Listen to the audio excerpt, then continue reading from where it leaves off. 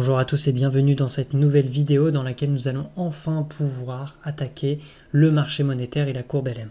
Alors dans la précédente vidéo, on s'était intéressé au motif de détention de la monnaie, c'était un petit peu un prérequis pour attaquer le marché monétaire. Et puis petite parenthèse, sur la partie IS, on avait vu que derrière cette fameuse courbe IS se cachait un marché qui était le marché des biens et services. Et bien par analogie, ici, derrière la courbe LM, on va voir un nouveau marché qu'on n'a pas encore étudié sur cette chaîne, qui est le marché monétaire. Et donc tout l'objectif de ces vidéos, ça va être vraiment de comprendre comment fonctionne ce marché monétaire, comment il évolue dans le modèle ISLM et comment du coup la courbe LM va être impactée par les différentes politiques monétaires que l'on va aborder. Alors c'est parti, on va regarder, on va commencer par analyser les axes du marché monétaire avec en ordonnée le taux d'intérêt. Donc dans d'autres écrits, on peut voir que le taux d'intérêt est noté comme petit i, c'est vraiment la même chose. Moi j'ai choisi comme lettre grand R, mais ça peut être petit i, donc ne soyez pas déconcertés si dans vos cours c'est petit i et non grand R. Donc c'est le taux d'intérêt, et puis on va avoir en abscisse un ratio. Donc ce ratio, ça va être grand M qui est la masse monétaire et qui va être divisé par grand P qui est le niveau général des prix. Et ce ratio va déterminer ce qu'on appelle l'offre de monnaie. Une offre de monnaie qui est assez particulière quand on regarde cette droite, on voit que c'est une droite qui est totalement verticale, et donc c'est une offre de monnaie qui va être fixée dans le modèle et qui du coup par construction va être totalement inélastique au taux d'intérêt.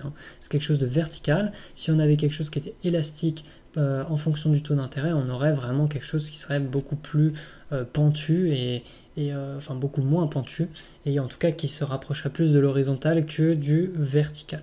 Donc, en l'occurrence, l'offre de monnaie dans ce modèle est inélastique au taux d'intérêt. Alors qu'en est-il de la demande de monnaie? On voit que cette demande de monnaie, en revanche, elle dépend de deux caractéristiques, le revenu et le taux d'intérêt. Et sur le taux d'intérêt, on voit qu'elle n'est pas du tout inélastique, elle est plutôt élastique au taux d'intérêt. Donc si par exemple on a une augmentation du taux d'intérêt à ce niveau, quand on trace ici, on voit qu'on a une diminution de la demande de monnaie. Alors quel peut être le raisonnement derrière? Bien, tout simplement, si vous avez un taux d'intérêt qui augmente, comme c'est le cas ici, eh bien, ça veut dire qu'il est plus rentable d'investir dans des actifs. Donc, les actifs vont proposer des rendements qui vont être plus importants, et donc comme ces rendements vont être plus importants, vous avez plus envie, si vous avez des liquidités et de la monnaie, d'aller investir, donc d'échanger votre liquidité, votre monnaie contre ces titres pour obtenir des rendements, alors que si vous avez un taux d'intérêt qui commence à être relativement bas, eh bien, les rendements ne sont pas suffisamment importants pour couvrir par exemple votre risque, et donc vous allez préférer conserver de la monnaie, vous allez demander beaucoup plus de monnaie. Donc c'est pour ça qu'on a cette relation un petit peu de décroissance de la demande de monnaie avec le taux d'intérêt.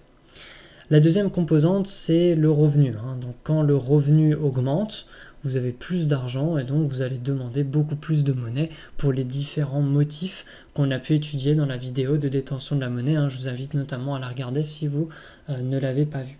Donc voilà, ça c'est un petit peu les premiers raisonnements qu'on peut formaliser ici sur ce marché monétaire, avec cette caractéristique d'offre qui est totalement inélastique, et avec ces deux variations, donc ces deux composantes qui définissent la demande de monnaie, à savoir si on a un revenu plus élevé, on va demander plus de monnaie, et puis cette relation de décroissance avec le taux d'intérêt. Donc si on a un taux d'intérêt qui est de plus en plus élevé, les titres et les rendements des titres vont être plus importants, et donc on va préférer réduire notre offre de monnaie pour acheter ces titres. Donc voilà, essayez de bien intérioriser ces concepts, et puis nous dans la prochaine vidéo ça va être très intéressant parce qu'on va faire varier la demande et l'offre, et on va voir un petit peu quels sont les mécanismes qui permettent de régir cette dynamique du marché de la liquidité ou du marché monétaire.